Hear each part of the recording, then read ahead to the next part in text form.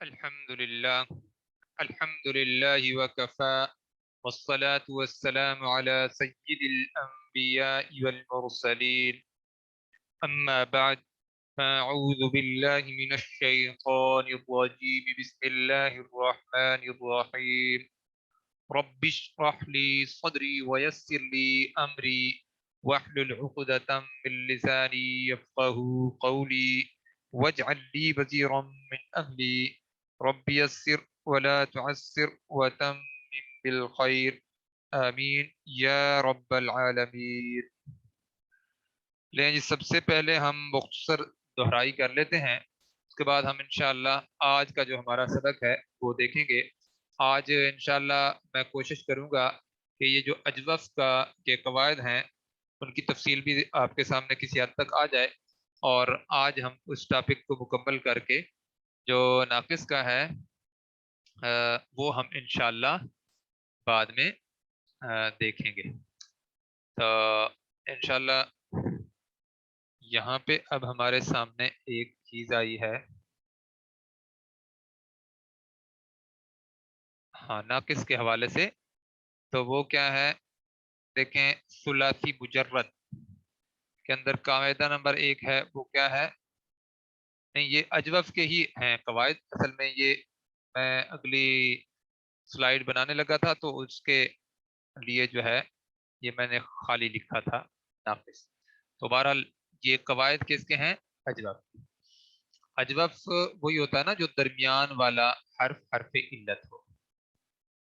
تو پہلا قاعدہ کیا ہے؟ واو یا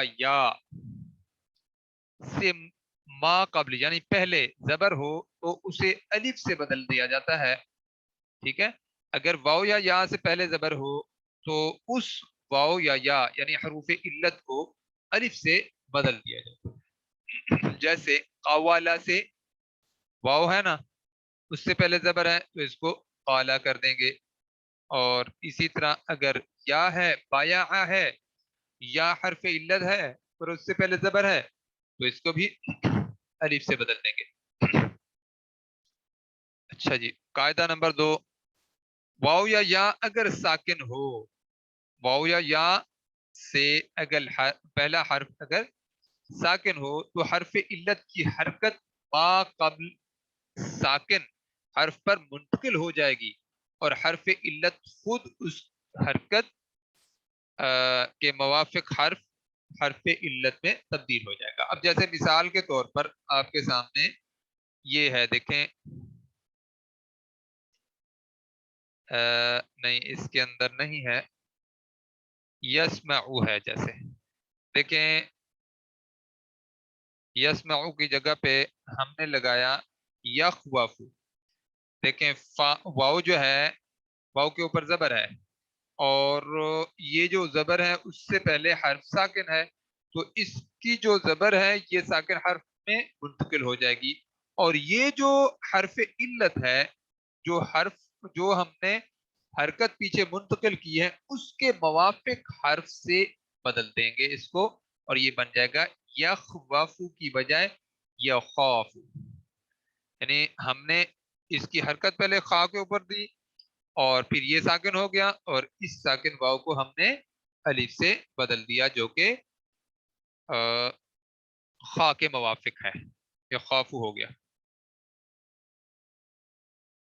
اسی طرح اب آپ دیکھیں یسمعو، یش یا کیا ہے؟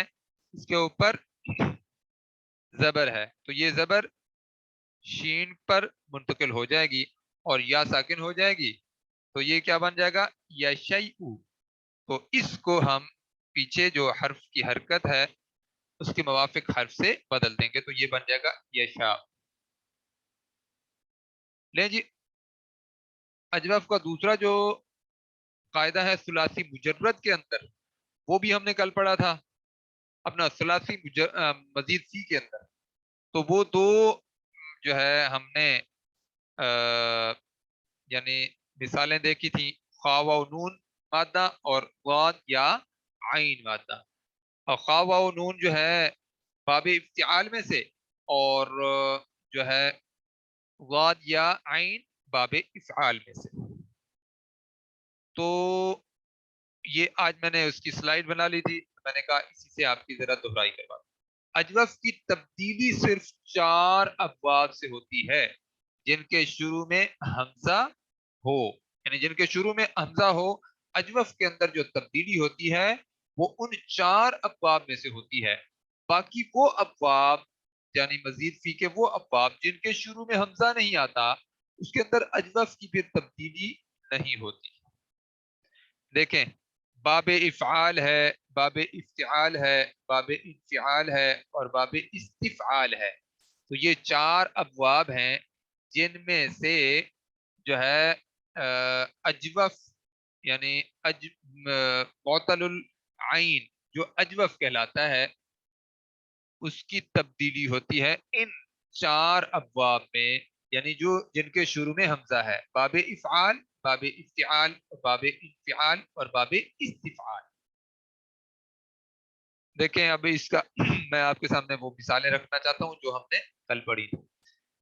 افعال، اس کا ماضی کیا ہوگا؟ افعالہ، ٹھیک ہے۔ اس کے وزن پر اب ہم رکھتے ہیں اضیاء۔ تو ہوا کیا کہ یا حرف علت ہے، اس کے اوپر حرکت ہے، یہ پیچھے چلی گئی، تو اضیاء کی بجائے اضیع اور پھر اضاع۔ آپ کو پتا ہے یہ یا جو ہے کیونکہ حرف علت ہے وہ الف سے بدلتی ہے۔ اس کے بعد ہے جی یفعل، افعل یفعل، اس کی جگہ پر یضیع، تو یہ یا جو حرف علت ہے اس کی حرکت پیچھے آ جائے گی اور یا ساکن ہو جائے گی، تو اس حرکت کے موافق حرف پھر وہی یا بنتا ہے، تو ویسے کا ویسا ہی رہنے دیں گے، تو یہ بن جائے گا یضیع۔